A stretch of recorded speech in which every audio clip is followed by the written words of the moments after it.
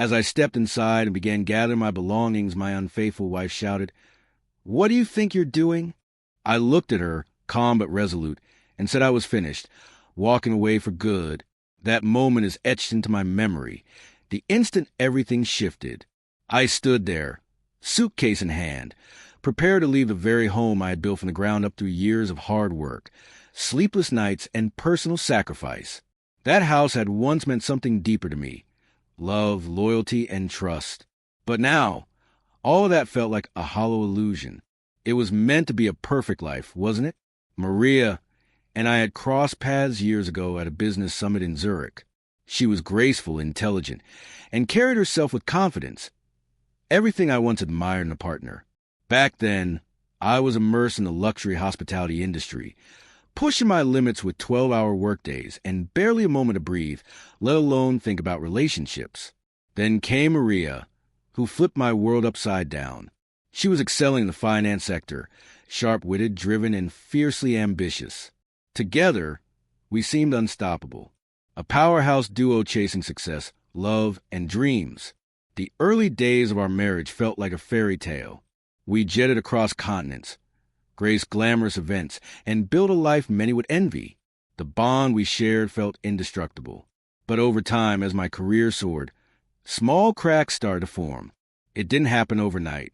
Just little things at first. A late-night message that felt a bit too affectionate. A mysterious phone call that ended abruptly when I stepped out of the shower. I brushed those off. After all, we both had high-pressure jobs. Stress was normal, right? Still, I couldn't shake the feeling. Something inside me shifted. The vibrant spark we once had began to dim. Maria, the woman I once respected for her brilliance and drive, started behaving oddly, distant, distracted, and secretive, as if she had something to hide. Then came the message that shattered everything. I had returned home unexpectedly from a short business trip, eager to surprise her with a romantic dinner. I set the table, full of anticipation, and waited. While checking the time on my phone, I noticed hers buzzing on the kitchen counter, repeated notifications lighting up the screen. I picked it up without much thought. A message preview flashed. "Miss you. Can't wait to see you again." The sender? Just Luca. No last name. My stomach twisted. I should have put the phone down, walked away. But I didn't. Instead, I scrolled to the conversation. Flirty texts, affectionate emojis, and side jokes, and plans to meet in the city the following weekend. Each message dug deeper into me, like salt in an open wound. Was it just playful banter? A meaningless fling? I didn't know. But in my gut, I felt the truth. I knew. Maria walked through the door minutes later, beaming when she saw the dinner setup. But that smile, it felt rehearsed. Her kiss on my cheek was empty, like a routine gesture. We sat down and ate in near silence, the unspoken tension louder than any words. The days that followed were a blur, like moving through thick fog. My world felt off balance. I began noticing everything. Her routines, her explanations, how she talked too much when I asked simple questions, like she had practiced her answers. Then one evening, I found the final piece of the puzzle. I was sorting the laundry, folding clothes like I always did, when I spotted something unusual. Draped carelessly over the back of a bedroom chair was a scarf I didn't recognize. It wasn't just any scarf. It was soft, expensive, high-end material. I knew the brand. We'd seen it together on display in Milan during a trip the previous year.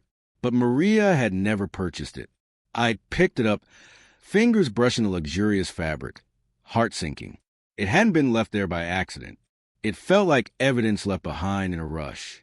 In that instant, everything connected. The strange messages, the distant behavior, the lies. That night, everything inside me changed. I confronted her about the scarf. At first, she seemed genuinely baffled, claiming she had no idea where it had come from. But as I pressed her for more answers, her reaction shifted. She became defensive, too defensive. The next day, I decided it was time to confront her directly, but I still didn't have enough solid evidence to accuse her outright. It felt like walking on a tightrope, unsure whether I'd fall or if I should stay in the darkness and keep questioning. Take a breath. I know this journey is intense, and it's affecting you deeply. If you want to hear more about how the protagonist faces a painful truth and rebuilds his life, make sure to subscribe to our channel. You won't want to miss what happens next in this emotional journey. Now, let's dive back in and see how everything unfolds. It was a dreary Thursday when everything finally came to a head. My suspicions had been simmering beneath the surface for weeks, but I couldn't hold them in any longer. I had enough. I was going to confront her. I waited until she returned home that evening. As soon as she walked through the door, I was ready. "Maria, we need to talk," I said, my voice flat and cold. She glanced at me quickly, flashing a tight smile, and dropped her bag onto the couch. "What's going on?" she asked, clearly unaware of the storm brewing. I didn't waste any time with pleasantries. "Who is Luca?" I asked, her face drained of color. For a brief moment, I thought I saw panic in her eyes. "What are you talking about?" she stammered. I repeated myself, this time with more authority. "Who is Luca? Why were you texting him? Why is his name everywhere on your phone?" She hesitated, and as if the truth had finally dawned on her, she sighed and sat down. "It's nothing, I swear," she said, her voice trembling. But I could see the cracks in her composure. "I was lonely, okay?" she admitted. The words hit me like a physical blow. "Lonely? After all we've been through? After all these years?" My voice quivered with a mix of anger and disbelief. I couldn't believe she was admitting it so nonchalantly.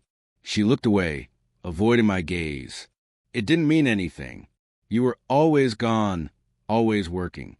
Luca, he was there for me. He understood me when you didn't."